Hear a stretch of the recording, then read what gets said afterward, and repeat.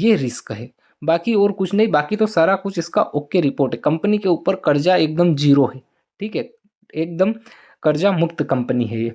बस रिस्क केवल एक ही है कि कंपनी ये। वेलकम है जी आप सभी का लॉन्ग टर्म इन्वेस्टमेंट की इस सीरीज़ में। तो आज हम जिस कंपनी के बारे में बात करने वाले हैं उस कंपनी का नाम है हिंदुस्तान मोटर्स, ठीक है। कंप्लीट एनालिसिस करेंगे आज की इस वीडियो में हम इस कंपनी के बारे में कि इस कंपनी का शेयर अभी हमें खरीदना चाहिए या नहीं खरीदना चाहिए, और अगर आपने पहले से इसको खरीद रखा है तो आप इसे होल्ड कर सकते हो या नहीं कर सकते हो, ठीक है। कमेंट करके ज़रूर बताइएगा कि आपने इसका शेयर कितने पे खरीद रखा है। और हाँ, I am not a SEBI registration member. यह वीडियो मैं केवल एक एजुकेशन पर्पस के हिसाब से बना रहा हूँ। अगर आप कुछ भी इन्वेस्ट करते हो या इन्वेस्ट करने का सोच रहे हो तो एक बार अपने फाइनेंसर से ज़रूर डिस्कस कर लीजिएगा। तो सबसे पहले ये जान लीजिए कि इस कंपनी का कारोबार क्या है। तो भाई साहब, ये कंपनी जो है व्हीकल्स के पार्ट्स बनाती है। ये देखिए यहाँ पर व्हीकल्स के ये पार्ट्स बनाती है, स्टील प्रोडक्ट वगैरह, ठीक है। इस कंपनी का मार्केट कैप कितना है वो देख लीजिए, 539 करोड़ का, ठीक है। कंपनी के ऊपर कर्जा कितना है, कुछ भी नहीं है, ठीक है। एक साल के अंदर इस कंपनी ने लो और हाई कितना लगाया है, तो 15 रुपये 20 पैसे का लो है और 48 रुपये 70 पैसे का हाई है। अभी करंट में कितना चल रहा है, 25 रुपये 80 पैसे, ठीक है। शेयर की बुक वैल्यू कितनी है, 1 रुपये 40 पैसे। पीई कितना है भाई साहब, 13.40 का। आरओई कितना है, 16.70 का। आरओसी कितना है, 2.32 का, ठीक है। प्रॉफिट आफ्टर टैक्स मतलब कि कंपनी प्रॉफिटेबल है, 40 करोड़ का प्रॉफिट इसने अभी जनरेट करा है। प्राइस टू बुक वैल्यू कितनी है, 18.40 की। प्रमोटर होल्डिंग 32.30% प्रमोटर के पास होल्ड है, ठीक है। सेल्स में ग्रोथ हो रही है या नहीं हो रही है, पहले के मुकाबले 43.20% की इसके सेल्स में ग्रोथ देखने को मिली है। प्रॉफिट ग्रोथ कितनी है तो आप देख सकते हो 1533% की, ठीक है।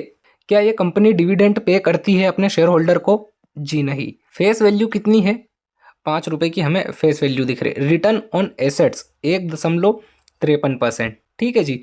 तो ये तो कुछ इंपॉर्टेंट बात हो गई इसकी। अब चलते हैं सीधे कंपैरिजन वाले सेक्शन पे कि इस कंपनी का कंपैरिजन किस किस कंपनी के साथ देखने को मिल रहा है। तो भाई साहब, ये कंपैरिजन वाला सेक्शन है, 1 से लेके 5 कंपनी हमें यहाँ पर दिख रही है। 5वें नंबर पर है हिंदुस्तान मोटर्स, ठीक है। वहीं इसका शेयर जो अभी चल रहा है वो 25 रुपये 82 पैसे के आसपास चल रहा है। एक पेनी स्टॉक है इस फील्ड का ये। सबसे अगर हाई किसी का है तो वो आप देख सकते हो यहाँ पर 11,326 रुपये किसका, मारुति सुजुकी का। लेकिन इसका भाई साहब मार्केट कैप बहुत बड़ा है। अगर आप इसका मार्केट कैप देखोगे तो 3,56,120 करोड़ की ये कंपनी है। वहीं हिंदुस्तान मोटर केवल 538 करोड़ की, ठीक है।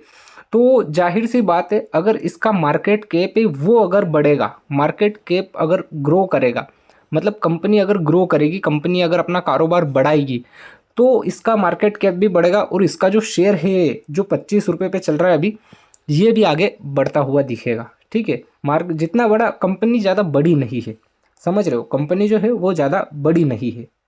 अब बात कर लेते हैं प्रॉफिट और लॉस वाले सेक्शन की कि भाई साहब कंपनी जो है वो प्रॉफिट कर भी रही है या नहीं।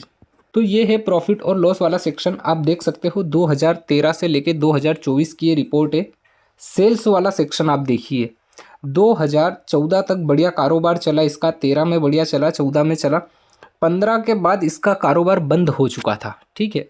और अभी 23 में और 22 में तो एकदम ना के बराबर, ठीक है। उसके बाद 24 में अभी वापस से इन्होंने वापसी करी है। इस बात का आप ध्यान रखिएगा, कंपनी ने वापस से अपनी क्या करी है, वापसी करी है। अगर एक्सपेंसेस की बात करें तो आप देख सकते हो एक्सपेंसेस भी इस कंपनी के 2014 तक तो थे, उसके बाद वापस ये सारा कुछ डाउन हो चुका था। ऑपरेटिंग प्रॉफिट की अगर हम बात करें तो ऑपरेटिंग प्रॉफिट तो कुछ भी नहीं है कहीं से कहीं तक, ठीक है। प्रॉफिट आफ्टर टैक्स की अगर हम बात करें तो आप देख सकते हो कंपनी लगातार लॉस फेस कर रही थी 2017 तक। 18 में प्रॉफिट करा, 19 में प्रॉफिट करा, उसके बाद 21 में इसने कुछ प्रॉफिट जनरेट करा और अभी 24 में वापस से इसने प्रॉफिट जनरेट करा है। नेट प्रॉफिट की बात कर लेते हैं कि टैक्स वैक्स सब काटने के बाद इस कंपनी के पास कुछ प्रॉफिट आ भी रहा है या नहीं। तो देखिए 13 से लेके, तो ये आप देख सकते हो 17 तक लॉस, 18 में प्रॉफिट, 19 में प्रॉफिट, ठीक है। 20 में लॉस, 21 में प्रॉफिट, 22 में प्रॉफिट और 23 में ऐसा लगता है जैसे कंपनी बंद हो चुकी थी। ये देखो सेल्स भी जीरो और इधर भी जीरो। उसके बाद आप देख सकते हो 24 में वापस से कंपनी ने वापसी करी है, 25 करोड़ का अभी इसने प्रॉफिट जनरेट करा है। अब बात कर लेते हैं बैलेंस शीट की कि भाई साहब इस कंपनी की बैलेंस शीट क्या दिखाती है। तो आप देख सकते हो इक्विटी कैपिटल इसका जो है जितना था 2015 में उतना ही है, 104। ठीक है। वहीं रिजर्वेस की बात करें तो रिजर्वेस कंपनी के पास कुछ भी नहीं है, सारा माइनस है रिजर्वेस वाला सेक्शन। ठीक है। अगर हम लाइबिलिटी की बात करें तो देख सकते हो आप टोटल लाइबिलिटी यहाँ पर जितनी अवेलेबल है उतने ही यहाँ पे कंपनी के पास एसेट्स भी अवेलेबल है। लेकिन लाइबिलिटी और एसेट्स दोनों 2014 तक बढ़े हुए थे, वहीं पर ये सारा कम हो चुका है। अब बात कर लेते हैं शेयर होल्डिंग की कि भाई साहब इस कंपनी का शेयर किस किस ने कितना होल्ड कर रखा है। तो आप देख सकते हो 2017 से लेके 2024 की ये रिपोर्ट है। प्रमोटर के पास 32.34% शेयर अवेलेबल थे। 2017 से लेके 2024 तक इन्होंने कुछ भी इंक्रीज नहीं करा है, जैसे थे वैसे के वैसे ही है इनके पास। ठीक है। ना तो इन्होंने सेल करा है ना ही इन्होंने बाय करा है। वहीं अगर हम एफआईआई की बात करें तो एफआईआई के पास पहले 0.02% थे 2017 में, अभी 2024 में इन्होंने कुछ बढ़ाए हैं 0.06%। ठीक है। डीआईआई की अगर हम बात करें तो आप देख सकते हो ये डीआईआई वाला सेक्शन है। 2017 में 5.85%, उसके बाद इन्होंने कुछ प्रॉफिट बुकिंग करी 2022 में 1.32%, उसके बाद वापस से इनके पास अभी अगर करंट में हम देखें तो 2.47% अवेलेबल है। अगर हम पब्लिक की बात करें, आप हो मैं हूँ अपन जैसे रिटेल ट्रेडर, तो उनके पास 2017 में 61.79% और अभी करंट में अगर हम देखें तो 65.12% हमें पब्लिक के पास देखने को मिल रहे हैं। ये जो जाहिर सी बात है, ये कंपनी अभी वापसी कर रही है। क्या कर रही है? वापसी। ठीक है। आप देखिए प्रमोटर का तो कुछ भी सीन नहीं है। आप देखिए प्रमोटर ने कभी भी अपने शेयर को बेचे ही नहीं है 2017 से लेके 24 तक। ठीक है। एफआईआई ने कुछ इंक्रीज करे हैं। ठीक है। डीआईआई की बात करें तो डीआईआई के पास भी 2.47% अवेलेबल है। तो कंपनी क्या है भैया 2024 में वापस से वापसी कर रही है। ठीक है। लगातार ये चल रही थी, बीच में कुछ इसमें डाउनफॉल देखने को मिला। आई थिंक कंपनी का कारोबार भी बंद हो चुका था 2023 में, सेल्स भी जीरो, प्रॉफिट भी जीरो। वापस से 2024 में इन्होंने वापस से स्टार्ट करा है। ठीक है। अब चलते हैं सीधे चार्ट पे कि चार्ट आखिर क्या बोल रहा है। तो भाई साहब ये हम 1 मंथ के टाइम फ्रेम पे देख रहे हैं। ठीक है। कंपनी जो है वो 1 जुलाई 2002 में आई थी शेयर मार्केट में, और जब ये आई थी उस टाइम पे इसका शेयर 9 रुपये 70 पैसे पे आया था। उसी महीने में इसने 10 रुपये का हाई लगाया है और 7 रुपये 45 पैसे का इसने लो लगाया। आने के बाद इसने ओवरऑल हाई कितना लगाया है ये आप देख सकते हो यहाँ पर। ओवरऑल हाई इसका है भाई साहब 95 रुपये का, और ओवरऑल लो की अगर हम बात करें तो ओवरऑल लो कितना है 95 से डायरेक्ट ये गिरी है भाई साहब, आप देख सकते हो 2 रुपये 60 पैसे पे। ठीक है। अब ये अर्श से सीधा फर्श पे आ चुकी है। क्यों? क्योंकि कंपनी जो है वो प्रॉफिट जनरेट नहीं कर पा रही थी।